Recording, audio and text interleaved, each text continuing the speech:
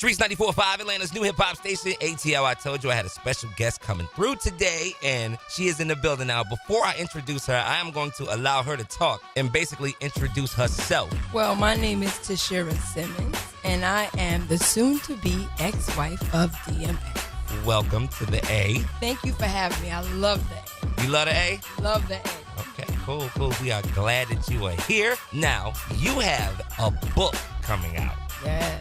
And this book is somewhat, well, from what I'm hearing, it's not a tell-all book. But how did you approach the book when you were writing it? Well, when I first started to write, first of all, it took me 5 years to write because of all the public things that was going on with my soon-to-be ex. So I didn't want to come out and it would look like a tell-all because, as everyone known, the world, ex always praised me, talked about me in a positive manner. So I felt like if I came out back then, it would look like I was being another bitter black woman, talking junk because of everything that was going on. So, God is good because when he started exposing himself, this is why I approached it now in the name. What is the name of the book? You think you know, but you have no idea. It sounds like you really get into it and tell us a lot of things. Talk about a little bit the ride or die mentality that, females, especially in the industry, are pressured to have, like, in supporting their man. Unfortunately, and a lot of people ask me this question, and for everybody that knows, I was that ride or die. Right. But after getting out the situation, to be honest with you, the ride or die that I was wasn't the ride or die that a lot of women should be. To me, ride or die is not. And I don't want to say this in a negative way because X has a great heart, and there was the good is meeting. It's 50-50 now, but ride or die doesn't mean being dragged through the mud. Right. And you're supposed to sustain that. Mm-hmm. Ride or die to me is when a man and a woman is riding together. Mm-hmm. You know what I'm saying? So that's a ride or die. So when you say, the industry and their picture, what is a ride or die? That to me now, 8 years later after not being in a situation, is a ride or die. So moving forward, I will not be, can't do that. That's a great point. I saw X on a lot of television shows and was talking about how he was abandoned by his mom. And I did some reading up on you as well, and I found that to be the same situation for you. We saw how it has affected him. How has it affected you? It's funny because, like you said, me and him came from the same background, Mm-hmm. but we just dealt with it two totally different ways. And how it affected me, it actually gave me the strength to deal with what I'm dealing with today, and dealing with everything that I've dealt with X thus far. So thank God, in my situation, if it helped me, where in his situation, he let it get the best of me, which is sad.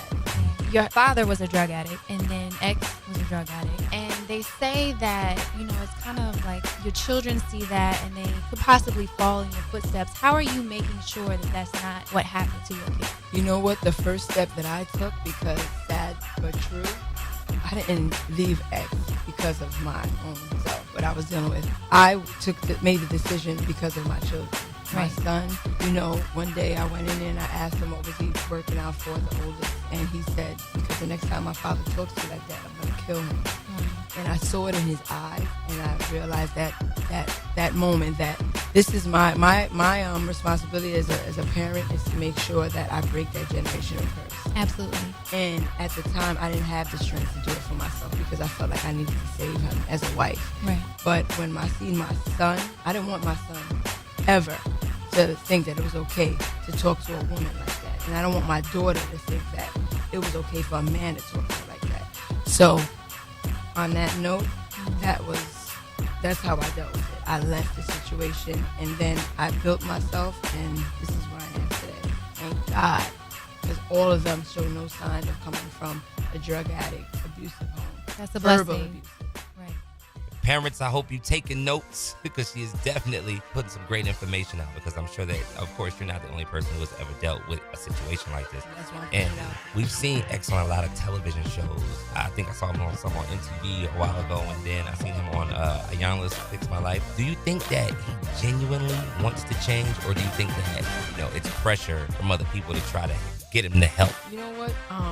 Like I tell everybody, I fell in love with Khloe Simmons. For the first 10 years before his fame and fortune, that's who I fell in love with. The next 15 years, DMX was created. Earl Simmons got taken away. So I feel like a little part of him is in there that genuinely does want to change, but the DMX factor, that X, is so strong in his life that, because he doesn't see that he needs help. He doesn't see what he does. He doesn't take responsibility for anything that goes on. So it's like, and that's why I think that part goes to do these shows, because, you know, it's a part of him that lost everything, really, that really meant anything to him. But then it's that DMX. It's just like, I don't give a F. I don't care about this. I don't care about that. And it's sad because it's destroying him.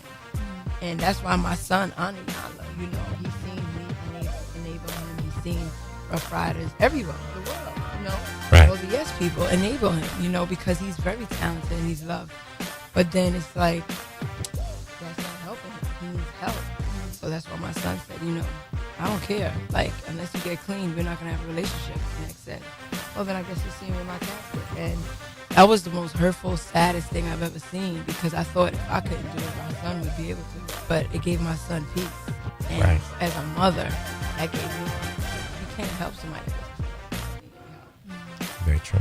I don't know if you have seen in the media, Khloe Kardashian is going through a lot right now with her relationship, her marriage to Lamar. And the speculation is that he has a drug habit. Obviously, her situation is not as extreme as yours was. She's in the early stages. What advice would you give to her or any other woman, you know, in those beginning stages where they see those signs? What do you suggest that they do? You know what? It's so hard to say, because I would never want to tell someone to leave, Right. because it, you know, it made me who I am today.